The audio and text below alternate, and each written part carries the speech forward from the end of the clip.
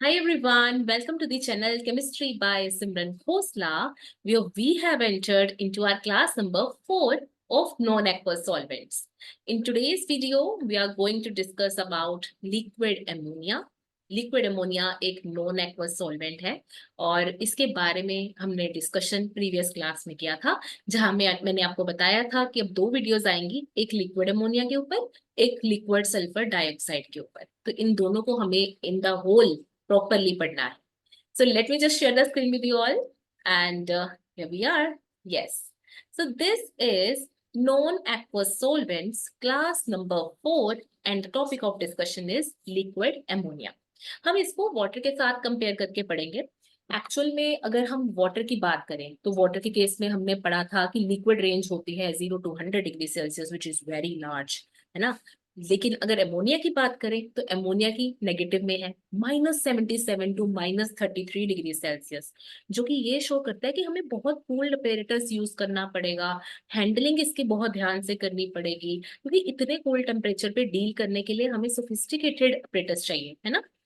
लेकिन आजकल टेक्निक्स उतनी डेवलप हो गई है कि हम इसके साथ हैंडलिंग प्रॉपर कर सकते हैं, इसकी स्टोरेज अच्छे से हो सकती है, इसमें केमिकल रिएक्शंस अच्छे से करवा सकते हैं। तो आजकल वो डिफिकल्टीज नहीं रही है, बट यस, वाटर के कंपैरेटिवली इसमें सोफिस्टिकेशंस होती है। वाटर में भी जैसे हाइड्रोजन बॉन्डिंग होती है, वी नो। ये देखो, यहाँ मैंने शो कर रखा है कि ऑक्सीजन के साथ जुड़ी हुई हाइड्रोजन ऑक्सीजन के साथ क्या कर रही है, हाइड्रोजन बॉन्डिंग। यहाँ एमोनिया में भी हाइड्रोजन बॉन्डिंग दिखती है, बट फर्क ये है कि जो ऑक्सीजन है वो एक इलेक्ट्रोनेगेटिव एलिमेंट है, मतलब ज्यादा इलेक्ट्रोनेगेटिव एलिमेंट है एज कंपेयर टू नाइट्रोजन। तो जितनी ज्यादा इलेक्ट्रोनेगेटिविटी होगी उतनी ही ज्यादा हाइड्रोजन बॉन्डिंग होगी, है ना। तो अगर हाइड्रोजन बॉन्डिंग का एक्सटेंट देखें तो वाटर में हाइड्रोजन बॉन्डिंग का एक्सटेंट ज्यादा है एज कंपेयर टू एमोनिया। अब जिसमें हाइड्रोजन बॉन्डिंग ज्यादा होगी उसका बॉइलिंग पॉइंट, उसका मेल्टिंग पॉइंट ज्यादा होगा, ठीक है। हाइड्रोजन बॉन्डिंग क्या करता है, बॉइलिंग पॉइंट मेल्टिंग पॉइंट को रेज कर देता है। तो वाटर के केस में बॉइलिंग पॉइंट और मेल्टिंग पॉइंट क्या होगा, ज्यादा होगा। लेकिन अगर हम एमोनिया की बात करें तो वहां पे बॉइलिंग पॉइंट और फ्रीजिंग पॉइंट कम होगा, क्योंकि हाइड्रोजन बॉन्डिंग कम है, ठीक है। तो ये चीज हमने समझ ली कि अमोनिया जो है वो कम एसोसिएटेड है, इसलिए इसकी हाइड्रोजन बॉन्डिंग भी कम होगी, ठीक है। एसोसिएटेड कम क्यों है, क्योंकि इसमें हाइड्रोजन बॉन्डिंग कम है। हाइड्रोजन बॉन्डिंग कम है तो मेल्टिंग बॉइलिंग पॉइंट भी कम होगा। क्लियर। फिर हमने एक डाइलेक्ट्रिक कांस्टेंट के बारे में पढ़ा था कि डाइलेक्ट्रिक कांस्टेंट होता है फोर्स। ये देखो, ये पढ़ा था ना, एप्सिलॉन। क्या पढ़ा था, force is equal to Q positive Q negative divided by epsilon R square. तो जिसका जितना डाइलेक्ट्रिक कांस्टेंट ज्यादा, उतनी ही उस सोलवेंट, बेसिकली क्या होगा, जिसका किसी का डाइलेक्ट्रिक कांस्टेंट ज्यादा उतनी ही फोर्स बिटवीन द आयंस कम होगी।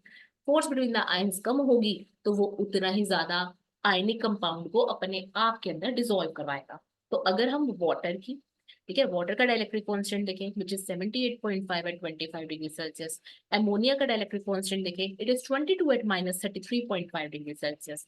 तो यहाँ पे हम पता है क्या देखते हैं, हम ये देखते हैं क्योंकि अमोनिया का डाइलेक्ट्रिक कांस्टेंट कम है, इसलिए आयनिक कंपाउंड्स को ये कम डिसॉल्व करवाएगा। आयनिक कंपाउंड्स को ये कम डिसॉल्व करवाएगा क्योंकि इसका डाइलेक्ट्रिक कांस्टेंट कम है।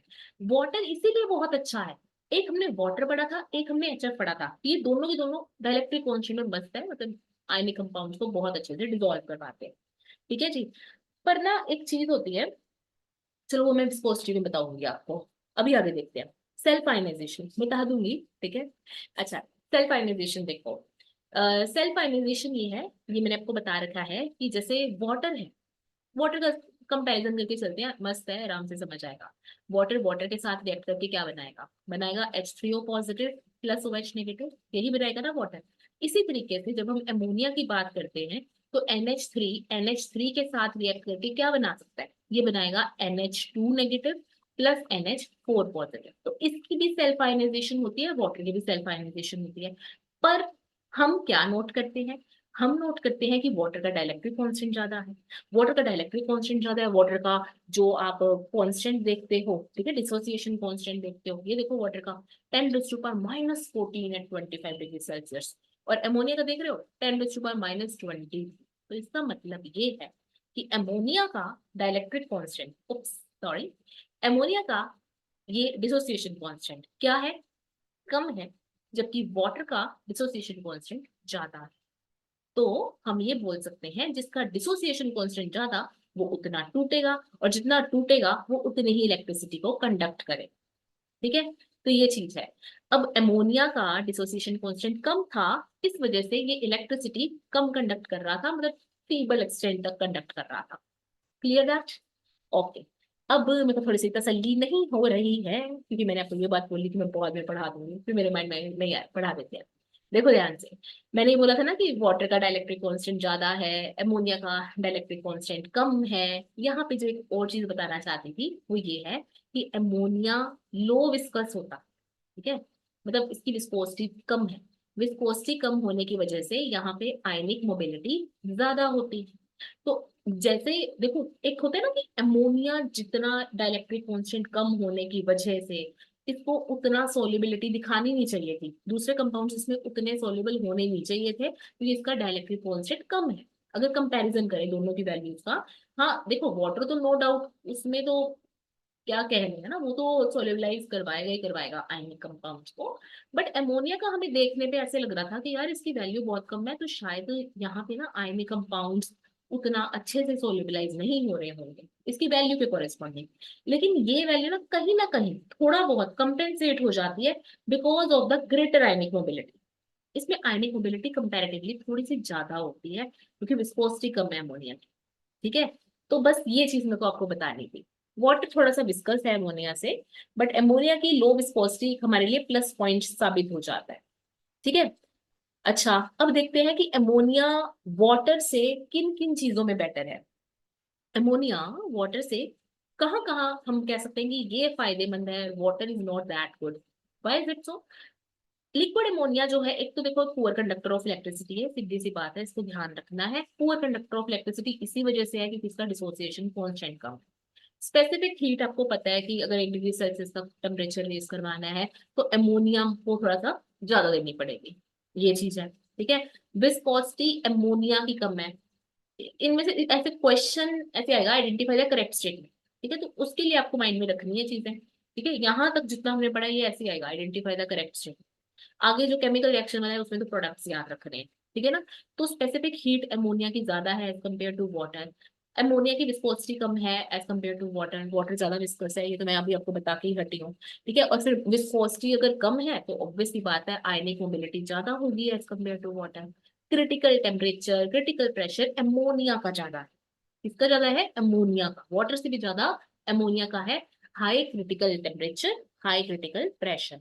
हाइड्रोजन बॉन्डिंग किसमें ज्यादा देखी थी? वाटर में ज्यादा देखी थी, क्योंकि ऑक्सीजन क्या है, ज्यादा इलेक्ट्रोनेगेटिव है। फिर हमने क्या पढ़ा? अच्छा ये नहीं पढ़ा हमने, है ना, कि जो लिक्विड अमोनिया है वो एक strong reducing metal ammonia solution बनाता है। Strong reducing metal ammonia solution बनाता है एल्कली मेटल्स के साथ। मैं आपको पढ़ाऊंगी, आपको ये जान के हैरानी होगी, मतलब in the ending of this video में ये करवा रही होंगी, प्रॉपर रिएक्शन से करवाऊंगी।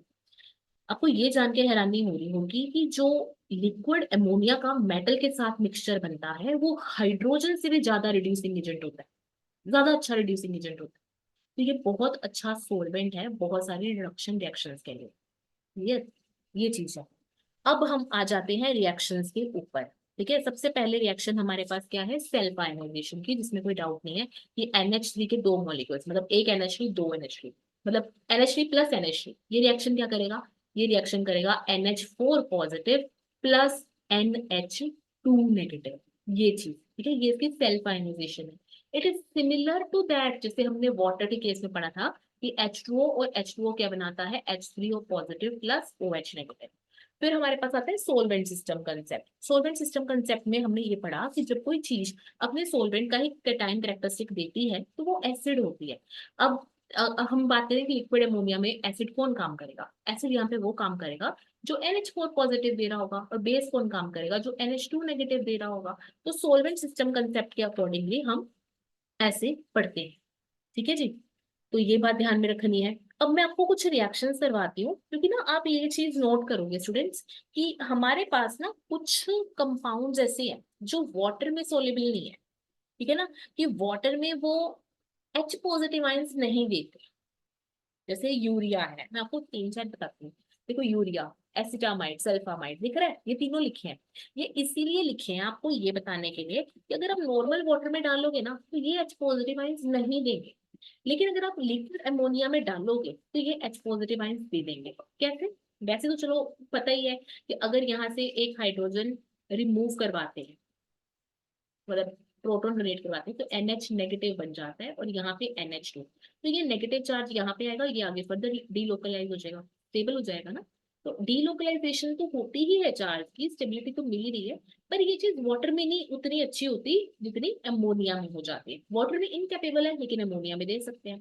ठीक है, तो यहाँ पे आपके पास काउंटर आयन क्या बन जाएगा, NH4 पॉजिटिव। इसी तरीके से यहाँ से रिमूव करवा दो, एसिटामाइड अगर आ गया, यूरिया एसिटामाइड, ठीक है, और आपके पास एक था सल्फामाइड, तो यहाँ पे NH नेगेटिव कर दो और इधर आपके पास क्या आ गया, NH4 पॉजिटिव।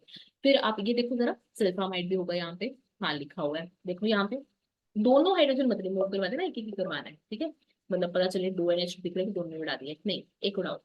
तो यहाँ पे S डबल बॉन्ड दो और यहाँ पे NH नेगेटिव लिख दो और यहाँ पे क्या लिख दो, NH2, और साथ में क्या आ गया आपके पास, NH4 पॉजिटिव। ठीक है जी, तो ये आपके पास क्या है, सल्फामाइड।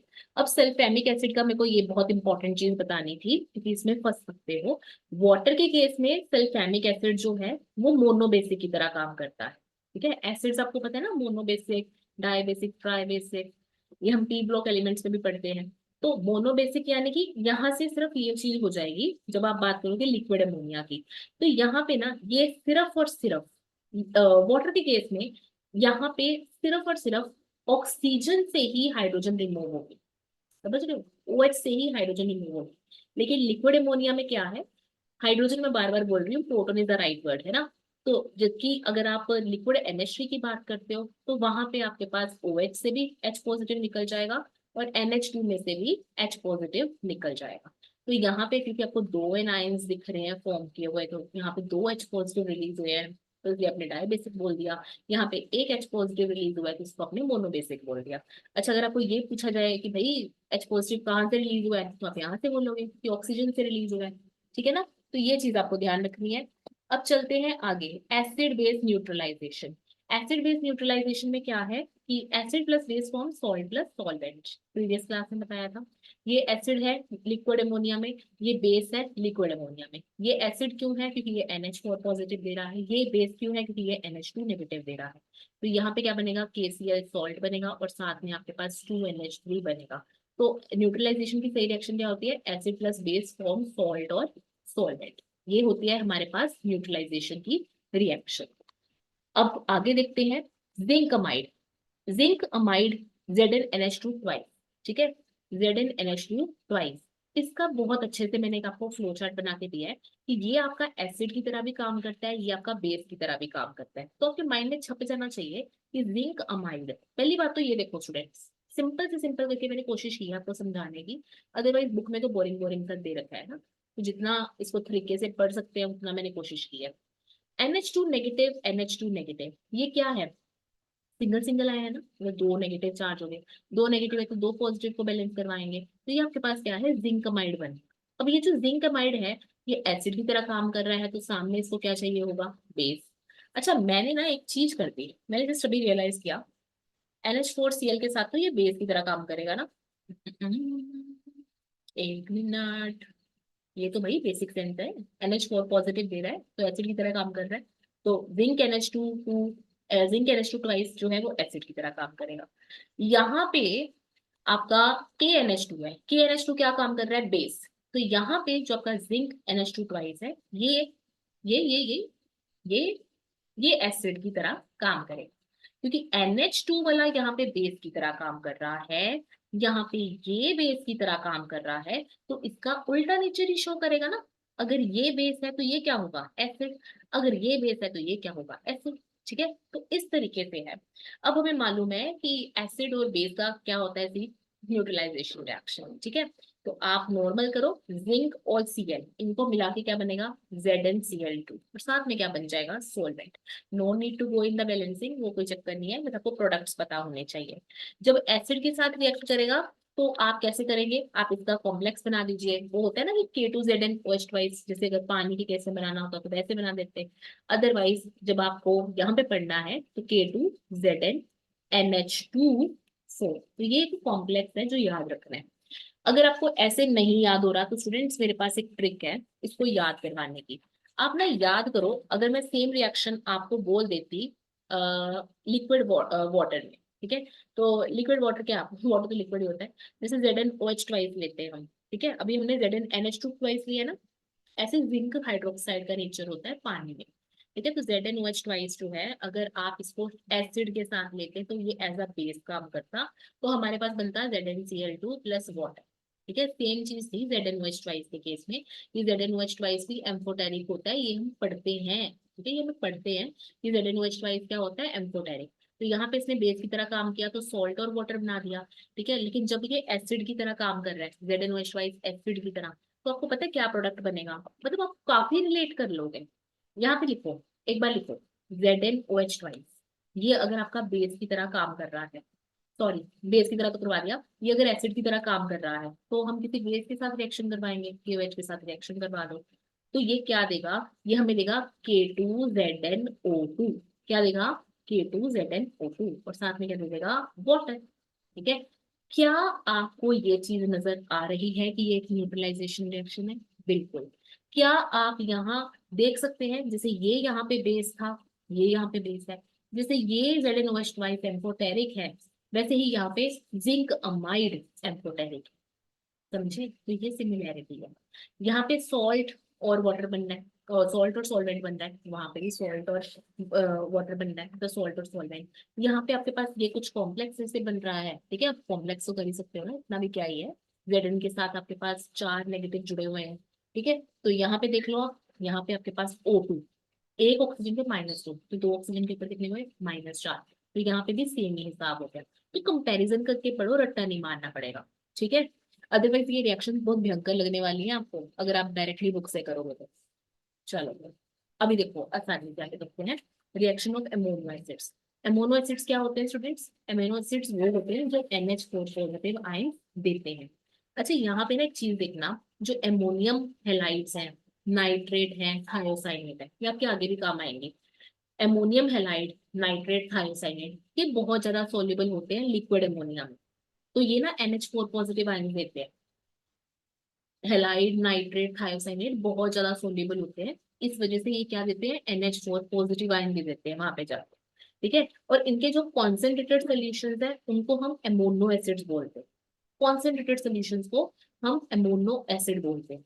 किसके एमोनो एसिड्स को, अरे ध्यान से सुनो, ammonium halide, ammonium nitrate, ammonium thiocyanate, students सुन रहे हो आप, ammonium halide, ammonium nitrate, ammonium thiocyanate, ये तीनों आपको किसी एंगल से एसिड लग रहे हैं, लगेंगे।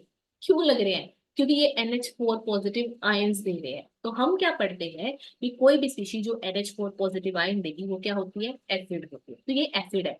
अब ये एसिड है तो एसिड वाली रिएक्शन देगी ना, कौन सी होती है एसिड वाली रिएक्शन, पढ़ी है ना आपने 10th क्लास में केमिकल रिएक्शंस एंड इक्वेशंस में भी, और आपने वहां पे पढ़ा होगा एसिड बेसिस एंड सॉल्ट्स, और कौन सी पड़ी होती है, मेटल एंड नॉन मेटल, उसमें ये रिएक्शंस का जिक्र आता है। तो मेटल और एसिड मिलके क्या बनाता है, सॉल्ट और हाइड्रोजन गैस, ये तो हम नॉर्मल में पढ़ते हैं। यही चीज आप अमोनिया के केस में भी पढ़िए। यहाँ पे आप क्या करेंगे, NH4Cl, ये एसिड है ना, क्योंकि NH4 पॉजिटिव आयन देगा, यहाँ पे Na है, तो यहाँ पे लिखो ये सॉल्ट देगा, ठीक है, ये सॉल्ट कैसे देगा, NaCl, फिर साथ में ये क्या देगा, अमोनिया, चलो वो तो सॉल्वेंट में ही रह जाएगा ना, अमोनिया अगर प्रोड्यूस होगा तो उसमें ही रह जाएगा। साथ में हाइड्रोजन गैस, हाइड्रोजन गैस की आइडेंटिफिकेशन होती है पॉपअप साउंड से, ठीक है। तो आपको मैं बैलेंसिंग के चक्रों में फंस नहीं रही हूँ, अगर आप चाहते हो बैलेंसिंग करना तो मैं यहाँ पे लिख देती हूँ, अदरवाइज आई डोंट थिंक तो there is any point, products याद रखो, ठीक है, बैलेंसिंग का कोई चक्कर ही नहीं है, बेसिक चीजें। वैसे ही मेटल और एसिड, तो ये क्या बना देगा, ये भी आपका बना देगा salt, MgCl2 plus NH3 plus H2, ठीक है जी। तो ये आपके पास रिएक्शन हो गई। अब आ गया मेटल ऑक्साइड्स और एमोनियम क्लोराइड, ये भी पता है metal oxides are basic in nature, पता है ना आपको। हमें ना देखने की आदत नहीं होती, हमें देखने की आदत नहीं होती कि हम इसको सॉल्ट ही मानते हैं, क्योंकि हम एक्वस मीडियम के अकॉर्डिंग ये आंसर कर रहे होते हैं। पर स्टूडेंट, जहां भी आपको लिक्विड अमोनिया दिख जाए ना, दिमाग में घंटी बज जानी चाहिए कि NH4 पॉजिटिव दे रहा तो एसिड, NH2 नेगेटिव दे रहा तो बेस। ठीक है जी। तो मेटल ऑक्साइड और NH4Cl हमें क्या देंगे, मेटल ऑक्साइड और NH4Cl ये हमें वही देंगे, क्या देंगे भाई, भाई ये देंगे हमें salt, hydrogen gas, sorry hydrogen H2O, साथ में सोलवेंट। सोलवेंट तो कुछ भी लिखना है ना, वो तो सोलवेंट में मिक्स हो जाएगा। तो ये होता है ना बेस और एसिड फॉर्म सॉल्ट और वाटर। अच्छा एग्जांपल ले लो, Na2O लो, और यहाँ पे आप NH4Cl के साथ मिक्स करो, तो क्या बना, NaCl बना, H2O बना, और साथ में क्या बना, NH3। आप कोबाल्ट ऑक्साइड ले लो, क्या दिक्कत है उसमें, NH4Cl लो, क्या बना देगा आपके पास बना देगा COCl2 plus water plus NH3। तो solution of ammonium halides in liquid ammonia may be used as an acid for the preparation of silane and arsine। ये important है पता हो कि अमोनियम हेलाइड्स के जो सॉल्यूशन है ना, उनको हम सिलेन और आर्साइन बनाने के लिए यूज कर सकते हैं। सिलेन और आर्साइन बनाने के लिए यूज कर सकते हैं। कैसे, एक बार रुकिए, हाँ मेरे को थोड़ी सी स्पेस देने दो। Mg2Si प्लस NH4Br, ठीक है, तो ये आपके पास क्या बना देगा, SiH4, यानी ये क्या बना देगा, सीलेन। वैसे ही मैंने क्या बोला, अमोनियम के ब्रोमाइड, वैसे ही NH4Br जब Na3Az के साथ रिएक्ट करेंगे तो दिस विल फॉर्म AsH2। ठीक है, साथ में आप नॉर्मल अपना सॉल्ट बना दीजिए, जैसे ये आपके पास बन गया MgBr2, ये आपके पास क्या बन गया NaBr। ठीक है, और साथ में अपना सॉल्वेंट बना दीजिए जैसे NH3, और यहाँ पे भी क्या बना दीजिए NH3। तो ये बन गया। तो यानी यहाँ पे आप सोचो कि अगर सिलिकेन मिल जाए ना, सिलिकॉन मिल जाए या आर्सेनिक मिल जाए, तो समझ लेना सिलेन या आर्साइन जो है वो बन सकता है अगर आप अमोनियम ब्रोमाइड्स के साथ रिएक्शन करवाओ। ठीक है, तो ये बहुत इंपॉर्टेंट है क्योंकि ये प्रेपरेशन कर रहे हैं हम अमोनियम सॉल्ट से। फिर देखो रिएक्शन ऑफ अमोनियम एमोनोबेसिस, ये भी बहुत आसान है। एमोनोबेसिस की रिएक्शन क्या है कि वो NH2 नेगेटिव आयंस फर्निश करता है। सबसे कॉमन बेस क्या है, KNH2। ठीक है, क्यों क्यों कॉमन है, क्योंकि जो लिथियम है ना और सोडियम अमाइड है, ये इतने सोल्यूबल नहीं होते जितना हमारे पास पोटेशियम अमाइड सोल्यूबल होता है। तो इसलिए हम पोटेशियम अमाइड को ज्यादा यूज करते हैं। तो आप जितना भी देखोगे ना भी अमोनो बेसिस में जितने भी हम रिएक्शंस पढ़ने वाले हैं, तो हम KNH2 के साथ प्रेफर करेंगे, लिथियम सोडियम अमाइड नहीं लेंगे, हम लेंगे पोटेशियम अमाइड। और यहाँ पे आप देखोगे कि मेटल का कोई भी सॉल्ट लिया हुआ है आपने, मेटल का सॉल्ट लिया हुआ है और साथ में आपने अमोनो बेस लिया हुआ है, तो आपको एमाइड, आइमाइड, नाइट्राइड ये तीन चीजें मिलेंगी। मेटल का सॉल्ट और अमोनो बेस आपने ले लिया, ठीक है, तो अमाइड, अमाइड और नाइट्राइड बनेंगे। ठीक है, मेटल का कोई भी सॉल्ट ले लो, ये देखो कितने मैंने चार ले रखे हैं। ठीक है, यहाँ पे KNH2 सब में लिख रहे हो ना, तो ये अमाइड्स के साथ है। ठीक है, ये हमने जानबूझ के KNH2 लिया है क्योंकि ये ज्यादा सॉल्युबल होता है। तो मैंने आपको क्या बोला है कि ये क्या बना सकते हैं, अमाइड, अमाइड और नाइट्राइड। ठीक है, जैसे यहाँ पे आप देख लो, यहाँ पे आपके पास बना AgNH2, तो ये प्रेसिपिटेट आउट हो जाएगा। पीछे क्या बचा, KNO3। PbI2 के साथ क्या बन जाएगा, PbNH, यानी ये आपके पास बना सिल्वर अमाइड। ये आपके पास क्या बना, लेड आईमाइड। ठीक है, और साथ में क्या बना, KI। और यहाँ पे बिस्मथ के साथ क्या बनेगा, बिस्मथ नाइट्राइड, और पीछे क्या बना, KI। ठीक है, और अच्छा यहाँ पे हाइड्रोजन भी बच रहा है, यहाँ पे HI लिख दो। ठीक है जी। वैसे ही मरकरी के साथ क्या बनेगा, मरकरी का बन जाएगा नाइट्राइड, यानी मर्क्यूरिक नाइट्राइड, मर्क्यूरिक नाइट्राइड। तो ये सब क्या है, ये प्रेसिपिटेट आउट हो जाएंगे आपके पास, यहाँ पे ये प्रोडक्ट्स आ जाएंगे।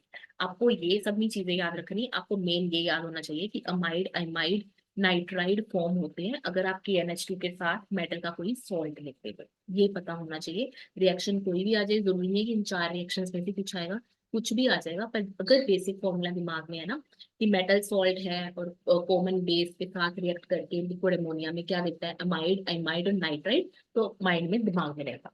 ठीक है जी, ओके। चलो प्रेसिपिटेशन रिएक्शंस पढ़ लेते हैं। यहाँ पे होती है डबल डिस्प्लेसमेंट, और डबल डिस्प्लेसमेंट में ना मोस्टली हमारे पास क्या है, PPT बन जाते हैं। ठीक है, तो ये रिएक्शंस मैं बहुत फास्ट करवा रही होंगी क्योंकि कुछ भी नहीं है, डबल डिस्प्लेसमेंट कंसेप्ट है 10th का। जैसे KCl और AgNO3 है, ये क्या बनाएगा, AgCl के वाइट PPT, और पीछे आपके पास बच जाएगा KNO3। ठीक है, वैसे ही AgCl और BaNO3 ट्वाइस है, तो AgCl और BaNO3 ट्वाइस क्या बना देगा, BaCl2 के वाइट PPT, और पीछे आपके पास क्या बन जाएगा, 2AgNO3। ठीक है, NH4Cl और LaNO3 क्या बना देंगे, ये बना देंगे लिथियम क्लोराइड का PPT plus NH4NO3।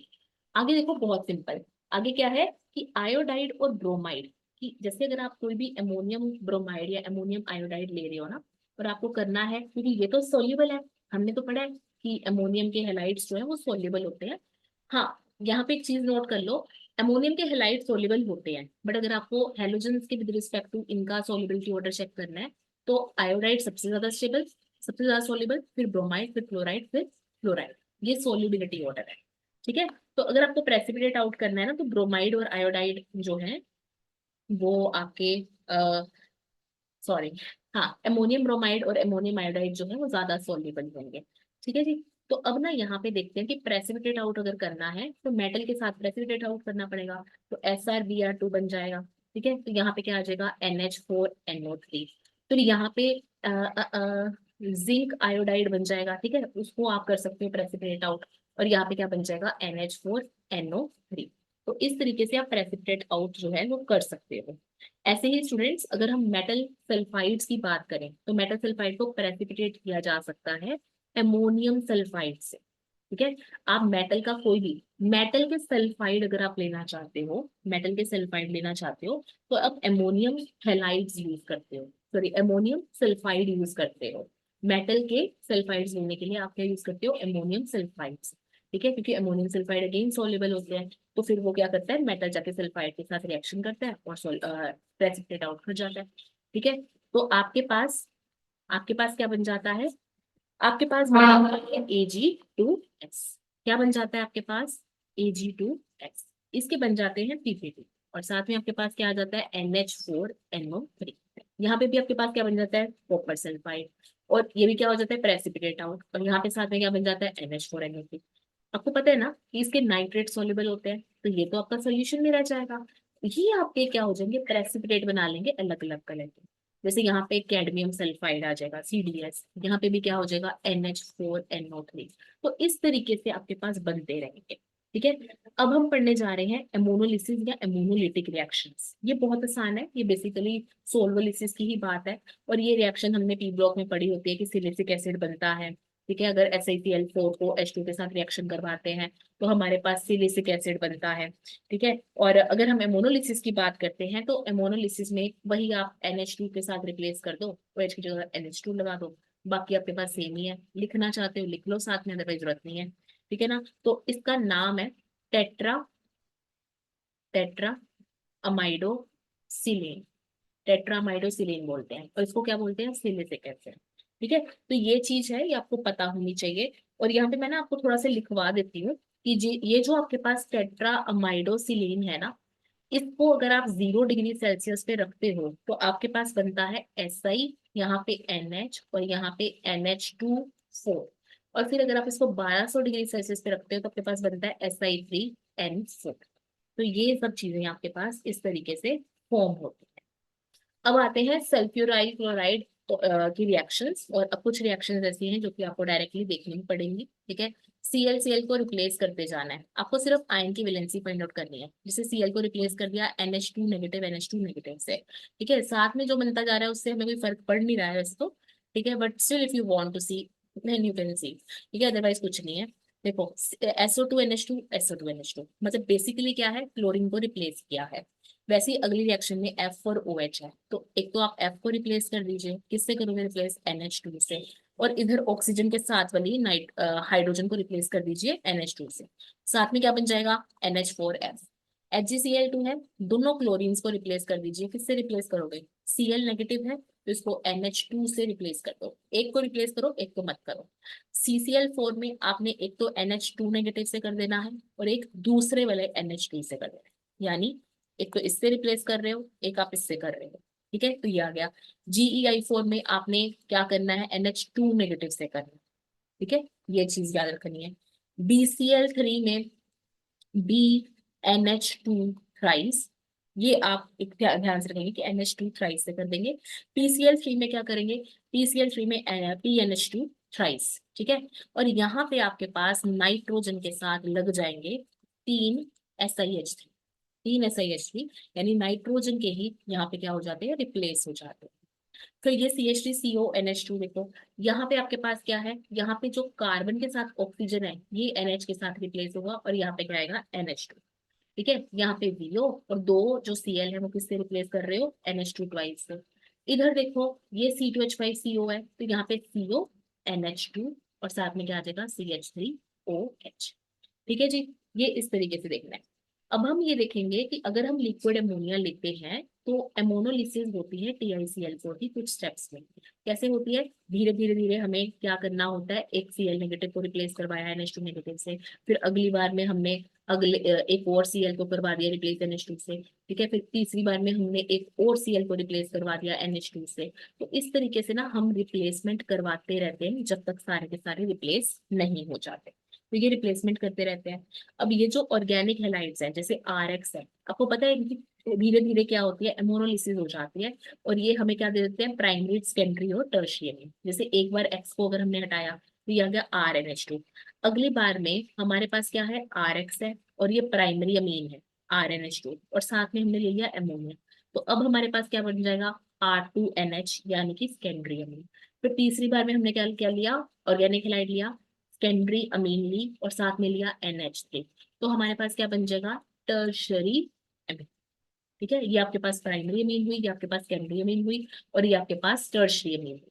Side products अगर लिखना चाहते हो तो लिख लो NH4X, अदरवाइज मेन प्रोडक्ट्स अगर आपको याद है व्हेन इट इज 5, बैलेंसिंग आप कर सकते हो। ठीक है, तो आपको बस इतना ही याद रखना है कि ऑर्गेनिक हेलाइड से आपको प्राइमरी, सेकेंडरी, टर्शरी मिल जाते हैं। अमोनिया वैसे तो बेसिक होता है, ये बात तो बिल्कुल सच है, अमोनिया बेसिक है, लेकिन अगर इसको सामने कोई स्ट्रॉन्ग बेस मिल जाए तो फिर ये एज अ प्रोटोन डोनर की तरह काम करता है। जैसे अगर NaH की बात करें तो हाइड्राइड है, ठीक है, यहाँ पे ये एज अ प्रोटोन डोनर की तरह काम करेगा और यहाँ पे सोडा हाइड बना देगा और पीछे जो बची हाइड्रोजन गैस इवॉल्व हो जाएगी। यहाँ पे भी अगर हम देखें तो यहाँ पे ये क्या बना देगा, ये बना देगा NaNH2, और पीछे हमारे पास मिथेन गैस लिबरेट हो जाएगी। इधर भी अगर हम देख रहे हैं तो ये क्या बना देगा, NaNH2, और साथ में वाटर जो है वो निकल जाएगा। तो ये क्या है, वैसे तो बेसिक है वी नो, पर स्ट्रॉन्ग बेसिस के सामने ये एज अ प्रोटोन डोनर की तरह काम करता है। फिर आती है कॉम्प्लेक्स फॉर्मेशन रिएक्शंस। अगर हम नॉर्मल वाटर में कॉम्प्लेक्स फॉर्मेशन रिएक्शन देखें ना तो इसका एक पैटर्न है। जो नाइट्रेट है हाइड्रोक्साइड के साथ मिलके ये जिंक का हाइड्रोक्साइड बनाता है और साथ में आ जाता है NaNO3। जिंक का हाइड्रोक्साइड जो है वो इनसॉल्युबल होता है। ठीक है, तो फिर ये इनसॉल्युबल वाला ही फर्दर NaOH में अगर पड़ा रहे, ठीक है, फर्दर रिएक्शन अगर इसकी हो और पानी में ही करवाएं तो ये हमारे पास एक सोल्यूबल कॉम्प्लेक्स बनाता है Na2ZnOH4। तो ये हमारे पास एक सोल्यूबल कॉम्प्लेक्स बनाता है। वैसे ही यहाँ पे अगर हम देखें इसके केस में तो ये NH2 यानी ये इनसॉल्युबल कॉम्प्लेक्स बनाता है।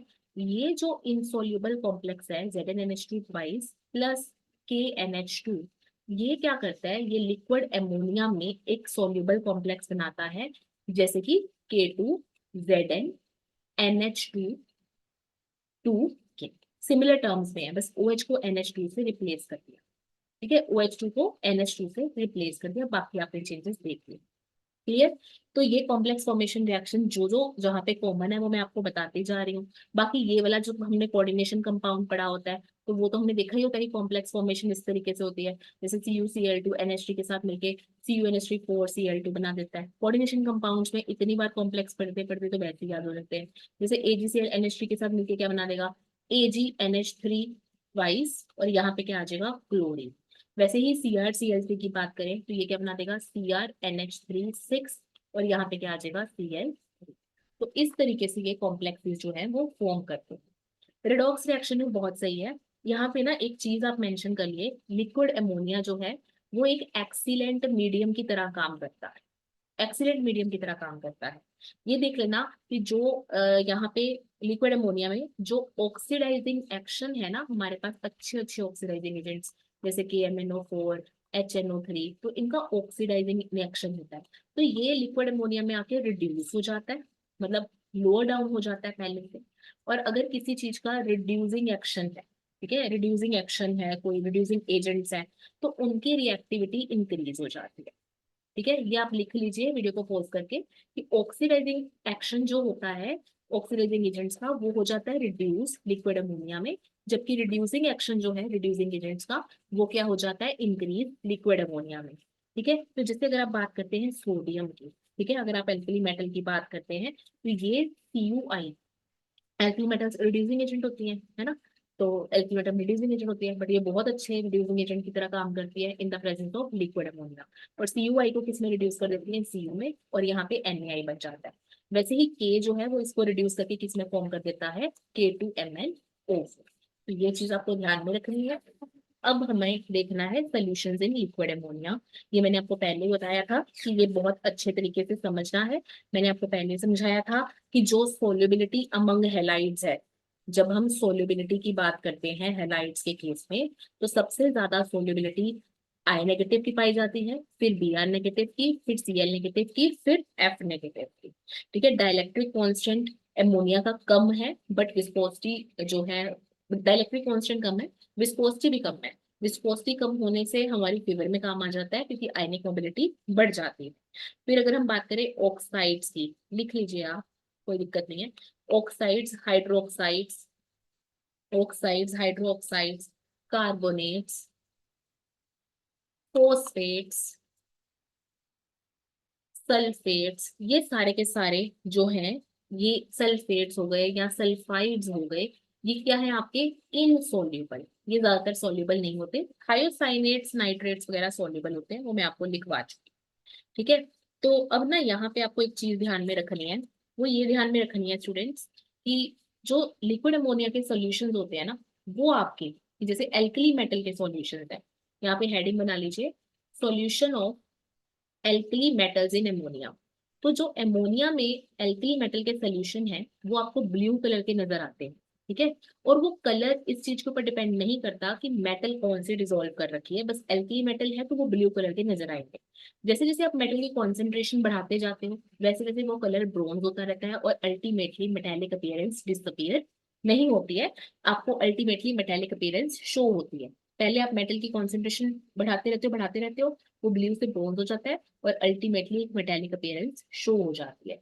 ये सॉल्यूशंस बहुत ज्यादा कंडक्टिंग होते हैं, इनकी स्ट्रॉन्ग रिड्यूसिंग प्रॉपर्टीज होती है। ये सोल्यूशन पैरामैग्नेटिक है, और पैरामैग्नेटिक नेचर बढ़ता है अगर आप कॉन्सेंट्रेशन को बढ़ाते हो, क्योंकि पैरामैग्नेटिज्म आती है इलेक्ट्रॉन की वजह से। लिक्विड अमोनिया में इलेक्ट्रॉन्स होते हैं, एमोनिएटेड इलेक्ट्रॉन्स। उन एमोनिएटेड इलेक्ट्रॉन्स की वजह से इनके अंदर पैरामैग्नेटिक बिहेवियर आता है, और ये जो पैरामैग्नेटिक बिहेवियर है, ये इंक्रीज करता है जैसे जैसे आप कॉन्सेंट्रेशन को इंक्रीज करते हो। ठीक है, रिएजेंट्स अगर आपके प्योर या ड्राई हैं, तो सोडियम सोल्यूशन जो है वो लिक्विड अमोनिया में ठहर सकते हैं, आप इनको स्टेबल रखवा सकते हो, ये स्टोर किए जा सकते हैं काफी दिनों के लिए। तो ये एक बहुत अच्छी चीज है कि एमोनिया को आप सोडियम को स्टोर करने के लिए यूज कर सकते हो। ठीक है, तो जब ना आप एमोनिया को, मैंने बोला ना लिक्विड अमोनिया के कि एल्कली सॉल्यूशंस जो हैं वो basically, alkali solutions in liquid ammonia blue in colour. वो क्यों होते हैं, वो होते हैं क्योंकि ये टूटते हैं Na पॉजिटिव और इलेक्ट्रॉन देने के लिए। तो ये Na पॉजिटिव और XNH3 क्या बनाता है, ये बनाता है NaNH3X, और इसके ऊपर पॉजिटिव, यानी ये आपका बनाया एमोनिएटेड केटाइन। ठीक है, ये बना आपके पास एमोनिएटेड केटाइन, और ये इलेक्ट्रॉन YNH3 के साथ मिलके क्या बनाता है, ENH3Y, यानी एमोनिएटेड इलेक्ट्रॉन। तो इस एमोनिएटेड इलेक्ट्रॉन की वजह से ही ब्लू कलर आता है, क्योंकि ये विजिबल लाइट से कलर एब्जॉर्ब करते हैं। ठीक है, और दूसरी बात, इसी की वजह से पैरामैग्नेटिज्म भी आती है। तो अगर आपसे कोई पूछे कि सोडियम जो है वो लिक्विड अमोनिया में क्या देता है, तो आप क्या बोलोगे कि Na पॉजिटिव, NH3X, और यहाँ पे आ गया पॉजिटिव चार्ज। ठीक है, मतलब ऐसे लिख दो, ए, और साथ में आप लिख दो एमोनिएटेड इलेक्ट्रॉन, यानी ENH3Y, यहाँ पे नेगेटिव। ठीक है, और अगर आप बहुत डाइल्यूट सॉल्यूशंस लेते हो एल्कली मेटल के, तो वो मेटास्टेबल होते हैं। मतलब concentrated solutions are good, but अगर आप डाइल्यूट सॉल्यूशन लोगे तो वो मेटास्टेबल होंगे। वो आपका टूट जाएगा NH2 negative plus half H2, यानी एक एमोनिया उसमें से टूट जाएगा, पीछे आपके पास बचे Y-1 एमोनिया। ठीक है, तो ये चीज हो जाती है। तो इन चीजों का ध्यान रखना है। बाकी जैसे जैसे आप कॉन्सेंट्रेशन बढ़ाते हो, ब्लू कलर जो है वो ब्रॉन्ज में चेंज हो जाता है, तो ब्लू कलर तो डिसअपियर कर जाता है, फिर ब्रॉन्ज का आपका मेटेलिक लस्टर्स आ जाता है। ठीक है, अब हमें देखना है एडवांटेजेस और डिसएडवांटेजेस कि अमोनिया की एज अ सोलवेंट एडवांटेजेस क्या है। एक तो ये है कि एल्कली मेटल्स जो है वो बिना कोई केमिकल रिएक्शन के उसमें डिसॉल्व हो जाती हैं। तो डिसॉल्व एल्कली मेटल्स को अच्छे से रिकवर भी किया जा सकता है इवेपोरेशन की प्रोसेस से। तो ये बहुत अच्छी चीज है। इस वजह से अमोनिया में से हम एल्कली मेटल को रिकवर कर सकते हैं नॉर्मल इवेपोरेशन से, तो बहुत अच्छी चीज है उनको स्टोर करने के लिए। मोर ओवर एल्कली मेटल के सोल्यूशन जो है वो हाइड्रोजन से भी ज्यादा स्ट्रॉन्गर होते हैं, तो ये बहुत अच्छे रिड्यूसिंग एजेंट्स हैं। ठीक है, अमोनियम सॉल्ट्स जो हैं वो अमोनो एसिड्स की तरह काम करते हैं, तो सिलेन और आर्साइन जो हमने बनाए थे वो बनाने के लिए हेल्प करते हैं। सोल्वोलिसिस की प्रोसेस थोड़ी सी स्लो है इसमें, ये अपने आप में आयनाइज नहीं करता है क्योंकि इसका हमने देखा है डिसोसिएशन कांस्टेंट कम है। डिसएडवांटेज सिर्फ ये है कि इसको लो टेम्परेचर और हाई प्रेशर के ऊपर डील करना पड़ता है, क्योंकि इसकी टेम्परेचर रेंज ही ये है, ये 77.7 है। ठीक है, कि इसकी टेम्परेचर रेंज ये इस तरीके की है कि हमें थोड़ा सा देखना पड़ता है। ऑफेंसिव ऑर्डर है, ठीक है, स्मेल इतनी बेयरअप नहीं हो पाती है। और हाइग्रोस्कोपिक है। हाइग्रोस्कोपिक का मतलब समझते हो? हाइग्रोस्कोपिक होने की वजह से हमें उनको सील्ड ट्यूब्स में रखना पड़ता है। ठीक है ना, तो इसकी हाइग्रोस्कोपिक नेचर होने की वजह से ही हमें क्या करना पड़ता है, सील्ड ट्यूब्स में रखना पड़ता है। यहाँ पे ना एक चीज ध्यान रख लेना, यहाँ पे -77.7 है। मैं भी एक बार देख रही थी, तो मैंने कहीं आपको पीछे तो नहीं गलत करवा दिया? तो पीछे तो सही लिखवाया है, बस यहाँ पे मैंने प्लस लिखा हुआ था, देख लेना। -77 है, तो -33 से -77 की इसकी लिक्विड रेंज है। तो आई होप आपको समझ आया होगा। वीडियो में अच्छे से पहले नोट्स बना लो, उसके बाद 2-3 बार रीड करो, आपको भी ये रिएक्शंस रट जाएंगे। ठीक है जी। So this is all about today's class. See you in the next class. Bye, take care. कोई भी डाउट है तो अपना पूछ लेना मेरे से चैट बॉक्स में। ओके जी।